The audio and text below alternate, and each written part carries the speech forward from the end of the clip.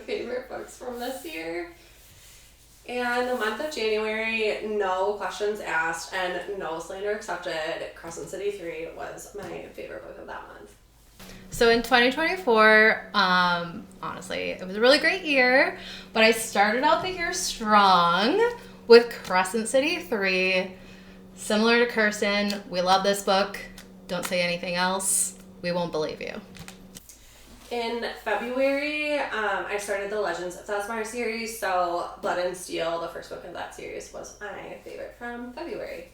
I ended up in February reading Fate and Furies, which is the third book in Legends of Thespian. Absolutely loved it, but I love this whole entire series, so you should definitely read it. This one has a lot of action in it, so obviously you're in the midst of some really big stories that are happening. And it was just overall like a really fun story in terms of their relationships.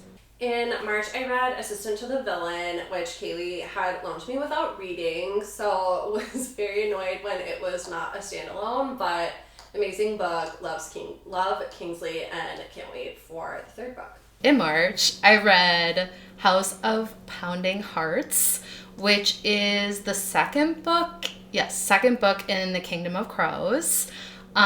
This was a really fun book because in general these books are fun because you're actually like the people that are taking over actually turn into crows, which is a different thing than you normally see. They're like giant crows.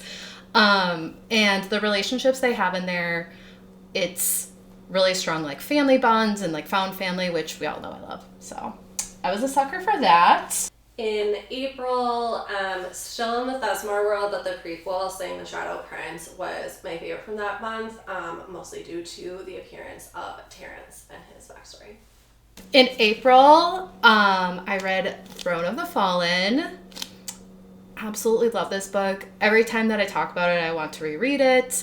It had really good spice. I love Envy, and overall, I really loved the main female character in this, so highly recommend. In May, my favorite book was really hard to pick from, but ultimately I went with Salvage the Bones because it was such an emotional connection. I did cry, which is kind of my new metric for picking my favorite book, but it was so lovely by Jasmine Ward and cannot recommend that book enough to people.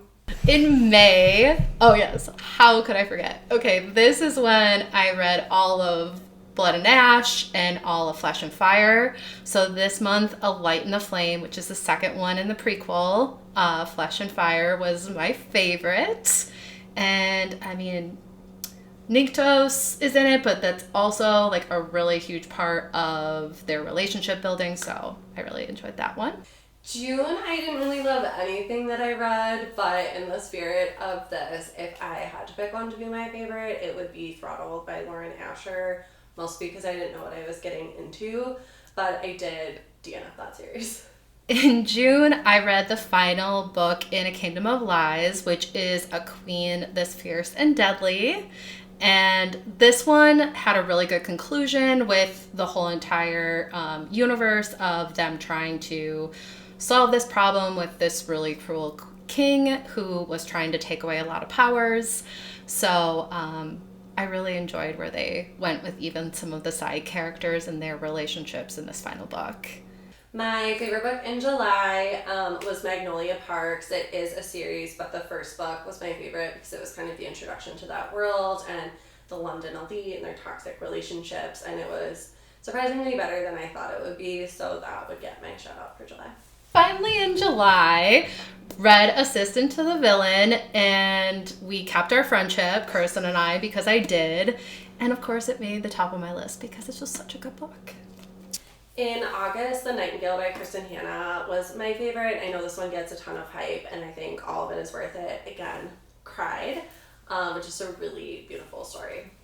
In August, my favorite book was Broken by Daylight, which is the fourth book in Beast of Briars. And this is a Why Choose book, but this one follows a lot more of the story around the Summer Prince, and you have some gladiators, some pirate elements. There's all these really fun adventures they go on. In September, this was the only book I fully finished, but I still stand behind picking The Vanishing Half for my favorite.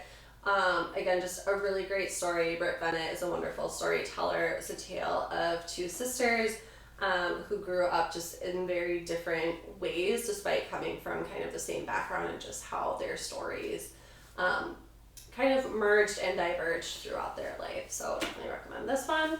My favorite in September is not a surprise. It's one that Kirsten recommended to me, and it's Manacled. It was a really not fun read, but it was a really interesting read, and I realized I love some Draco and Hermione. So that was my introduction to that.